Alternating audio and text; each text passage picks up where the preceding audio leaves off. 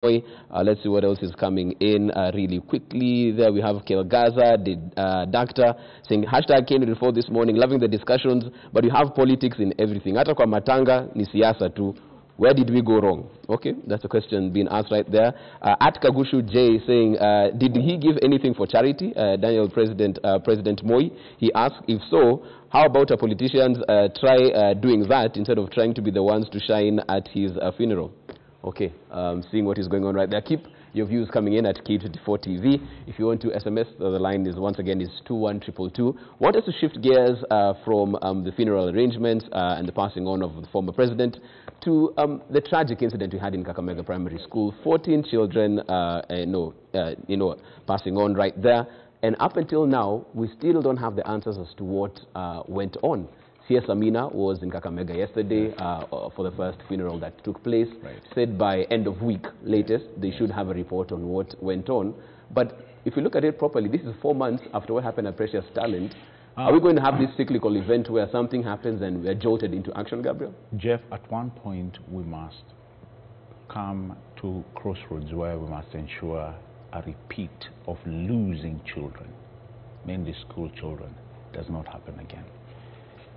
When the incident at Sandy Hook in the U.S. happened, where a terrorist went into a kindergarten,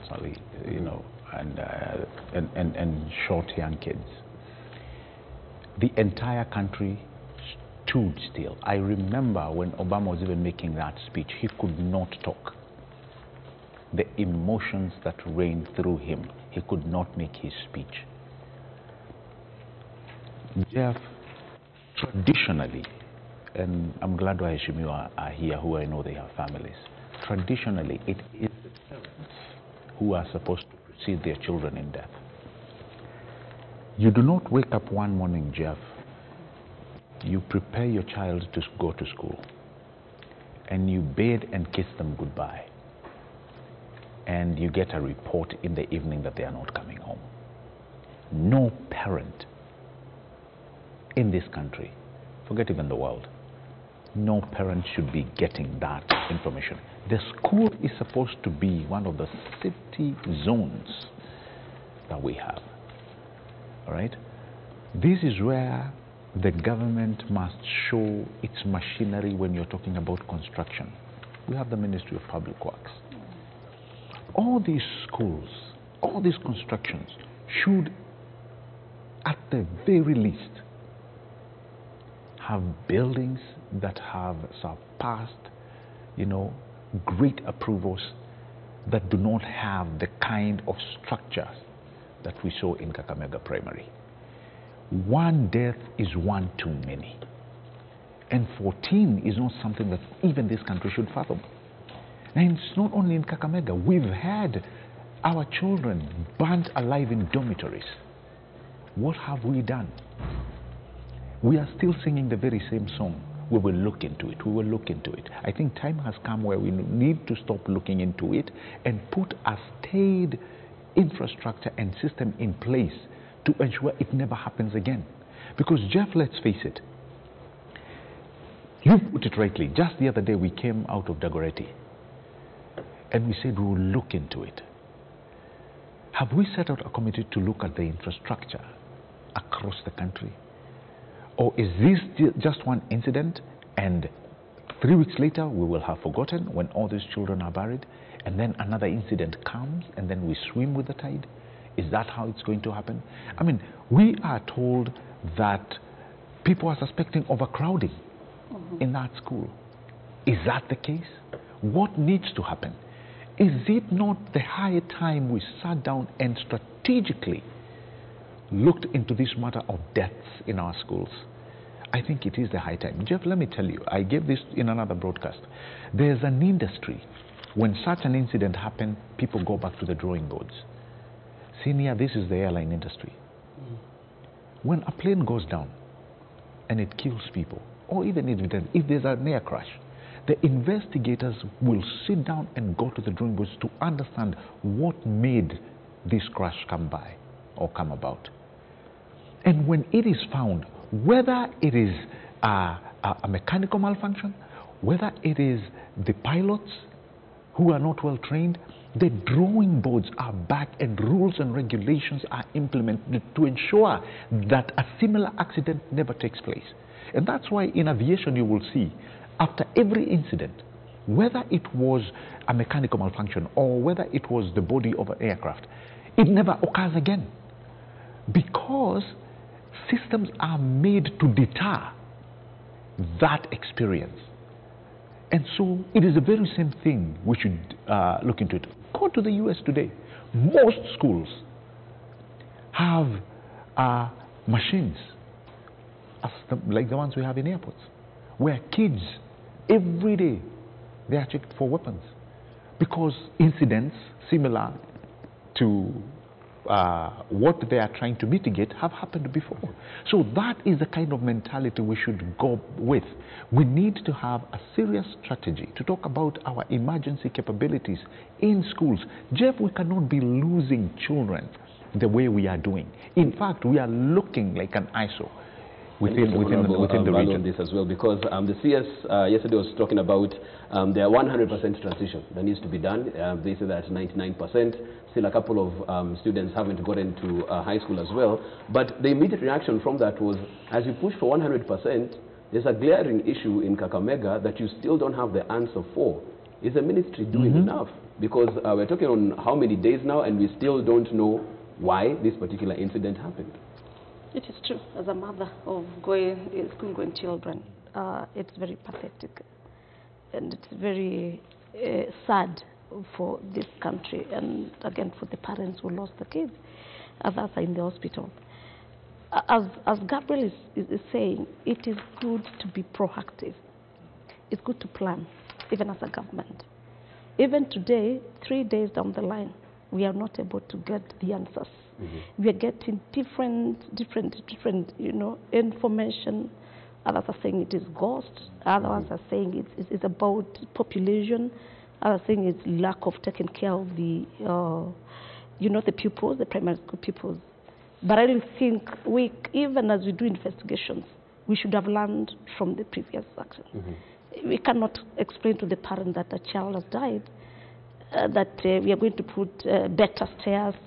So they're saying they were in the 3rd floor, whatever floor it was, and then after the whatever bang, they're coming down, whatever they may define it is, that is, coming down, the stampede, part of it, they were, on each other, and that's why we lost the 14.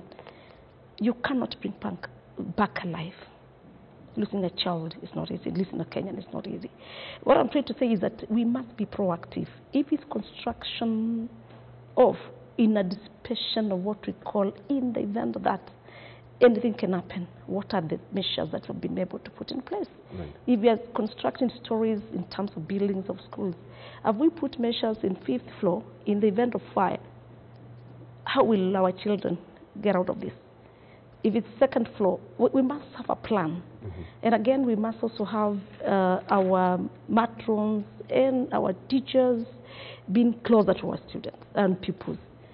Assume, and the way they're saying one of the students shouted, whatever it is, shout a ghost or whatever answers we are yet to get. We should have every class a teacher by next, or a matron. A teacher would stop and say, Simameni. Not every child to run, because assume now, like in Kenya, we had the bomb blast. Today, after that, in every following month and years, even today, every bang in a building, we want all of us to come down, running, because we don't know what is. Some would be knowing what is happening, some would just be to be on a motor, but some would be running, not knowing what they're running. It's good to be proactive in terms of infrastructure, in terms of being proactive, in terms of also monitoring and planning for, any event that would really happen. Talking of the 100% transition with the Magoa and the ministry, yes, it is true. We appreciate we want the minimum education for our people. But again, as a government, what have we put in place in terms of infrastructure? Do we have enough ventilated classes? Do we have enough spaces for our children to sit? Do we have enough teachers? Do we have enough, areas where we can have environment for reading and where our children are safe? As we plan for good things, it's also good to put the budget and also put infrastructure for such. And also say, want to pray for those students, pupils of Kakamega. We wish the government can even tell us what is it that had happened, because we saw the CEs, the PEs, ministers, and many people going there to address the people. We should say this should be a learning, and we keep on saying learning experience, that we should not let it be repeated. Others arguing of churches in school. We should not allow churches. People would have different visions. We will never know. This, I understand, there's one of the students in the hospital, pupil in the hospital, who decided to say that they gave a story of the whole thing. That one heard of a ghost, she shouted, or he shouted a ghost, and then I had to run. Even me, I would really run. So it is, let us not put things that would put minds in. We don't know which churches are there going to be in schools. Let us separate schools from mother, because we don't know what is that we are worshiping. We should worship one God. Honorable Midio, I'll come to you as well, because even as we look at and wait for the possible cause of the stampede that happened in the school, there's also the issue of the structural integrity of the area. We saw how the staircase was looking, pretty narrow, didn't have railings to support yourself as you're going down. This is coming after what had been told was a countrywide audit of structural integrity of the schools. Is this a private institution or a government institution? I want to know. It's a public. It's a public institution. So why, when Magoha went there and all these people went there, why are there no arrests? Why are people not taking responsibility for human life? You know, we are, in this country, we are a bit too trivial about our future. Because they said nearly 4,000 kids. What are the standards? How many kids must you have in a school? And why are there no additional facilities to accommodate the rest of the kids? The thing is that, Jeff, it is negligence. Not from, if it were to happen the way Gabriel is saying in America, the minister would be gone, the PS would be gone, all those teachers, some of them would be in prison today. The county education officer. I mean, how don't you expect a disaster when you put 4,000 people in a room? I just don't get it. But I'm saying it must begin somewhere, that somebody must take responsibility for killing these kids because they were killed. Forget about the ghosts, Mheshimiwa. It had to happen. It was, even if it did happen last week, it would have happened this week. What in this country is where we have people. Did you know, and I think that story came when I was in this studio, that in Mathare slums there are only 2 public education facilities. Only 2, for Christ's sake. Which one would you rather? SGR or a school for our children? So it's misplacement in priorities? Yes, right? Which one would you rather? I mean, kids in Mathare or Chinese SGR? Something must happen, and it all takes leadership. Because in Kakamega, I am sure there is space to do a proper structural facility for 4,000 kids and not end up like this. But because it has happened, it is not a holiday destination for Magoha. Don't go there. If you can't arrest anybody, please don't come. Let us bury our children. Yes, but if you are going to come with solutions, please bring solutions. You know, we saw here last year, Ministry of Education says class 3 kids are going to do exams. And they were harsh. You can't even contradict them. They were very harsh. Why are they harsh with us? For trying to help develop our country. You see this thing that happens in Northeast to teachers. You're telling those teachers, and I'm sure some were from her village, because I saw most of them had Kamba names. maybe we'll call Jaluo with Kamba names. You take them where people hate them. So somebody wakes up and burns teachers in school or cuts their throats. What are you telling? Even if you, what Gabriel is saying, that where are the standards? Like these deaths which have happened to teachers in Northeastern and kids. Yeah. What is the solution which we have been told?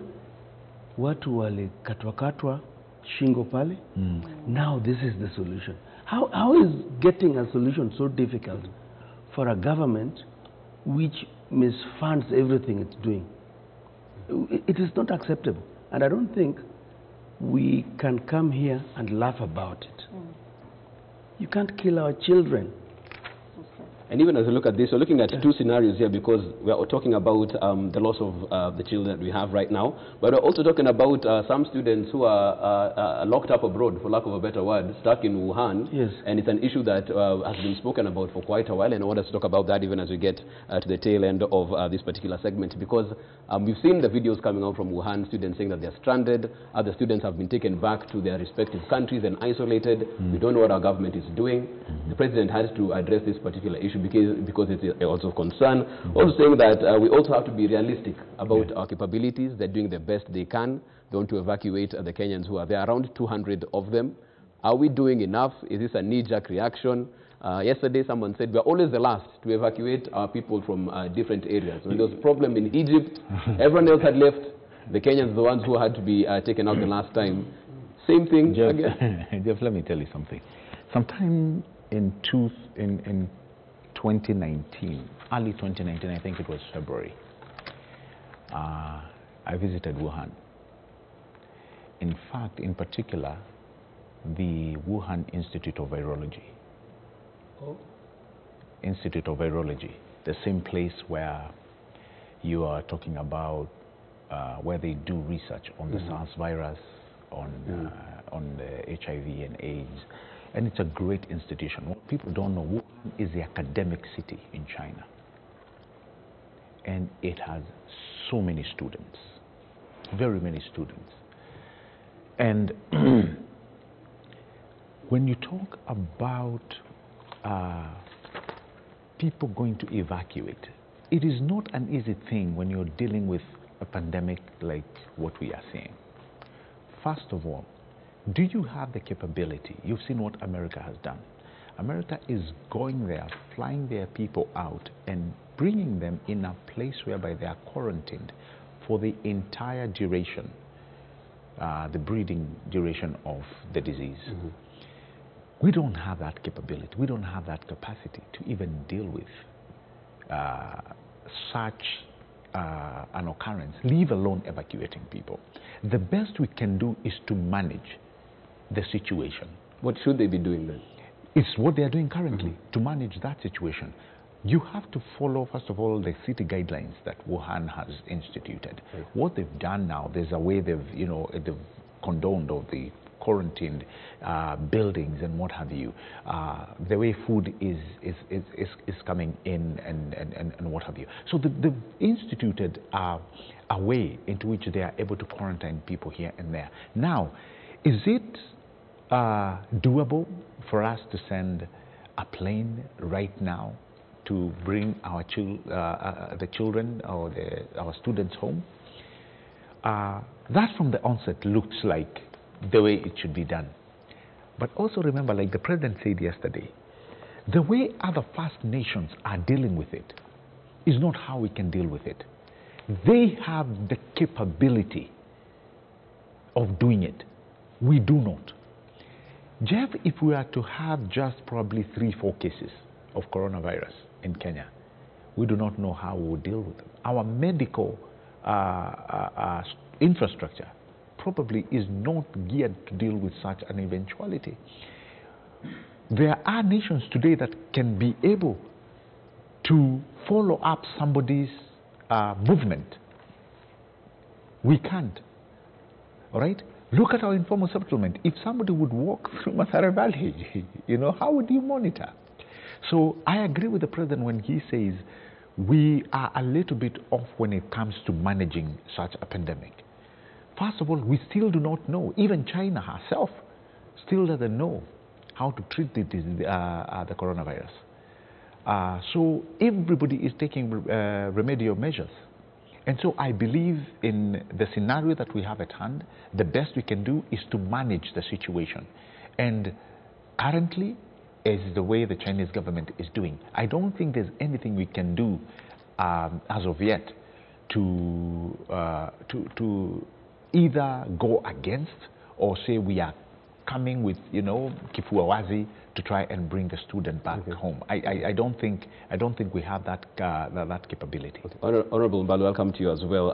From the standpoint of Parliament, as far as all of these cases are concerned, both from the Ministry of Education, we thought we've seen in Kakamega, Foreign Affairs with its reaction there as well. Are we seeing a scenario where once we go back, we get more accountability, and there's the first issues on the table to discuss these particular issues and why they're so cyclical in nature for some of them?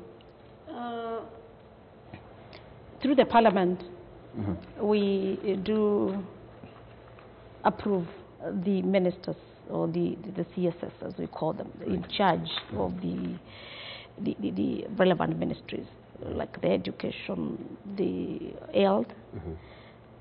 I just want to say what Gerard is saying it's true, but we cannot leave our children.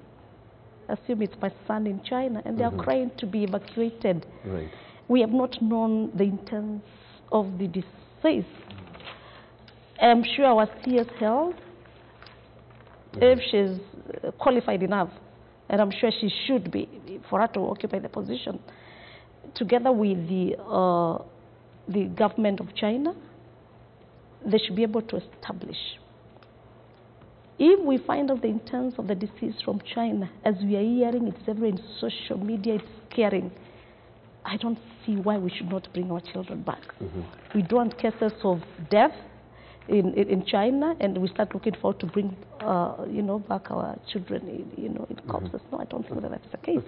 The government should have the emergency and learn the intents of the spread of the disease and how bad it is, as we are getting and hearing and we are reading everywhere, including saying that it is from China, they should not eat anything that is walking or living. Let our children come back. Or we manage it. If we are able to manage it from where it is, and I'm happy with the president that he said the government is going to intervene. So from Parliament, it is going to actually be a point of discussion. We are back on Tuesday, and I'm sure these two issues will be issues that we discuss as a matter of urgency in a debate to see how we can also put our voices and address the issue. But very important, it's scaring. Yeah. Honorable Midio, even as we wind up, we want to wind up on this particular issue. We have 2 minutes on it. Have we dealt with it the best we can? Is it an issue of it's above our weight, we can't punch above our weight, it's our capabilities that are restraining us, or could we have planned better for this? Imagine, I don't want to criticize the government. They're doing the best they can, in your opinion? Yeah, I think this is a first of its magnitude. And I think sometimes it's not good to criticize for the heck of criticizing. Right. Let's hope they will do the right thing. One thing I'm noticing in the papers, which is interesting, and the people daily, is that it has taken how many years to charge the criminals and precious talent? On page 13. So in other words, the criminals in Kakamega, we will see them in 2025 being charged. I can tell you these people were charged yesterday because of the deaths in Kakamega. So we're talking about education. Let us stop playing around with the lives of our children.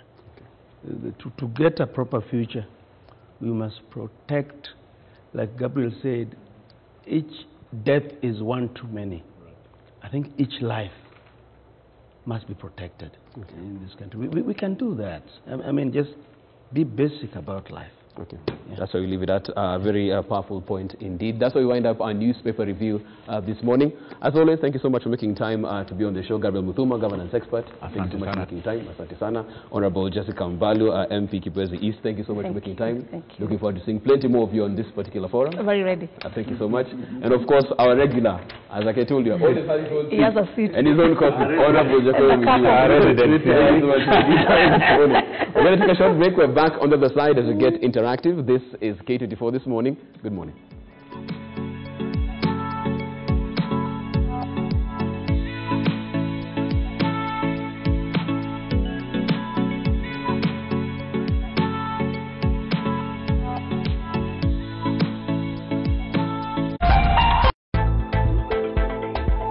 Now, the E-Interactive segment. Catch the fun and laughter and also be in the know on the latest trending gossip in the entertainment world on K24.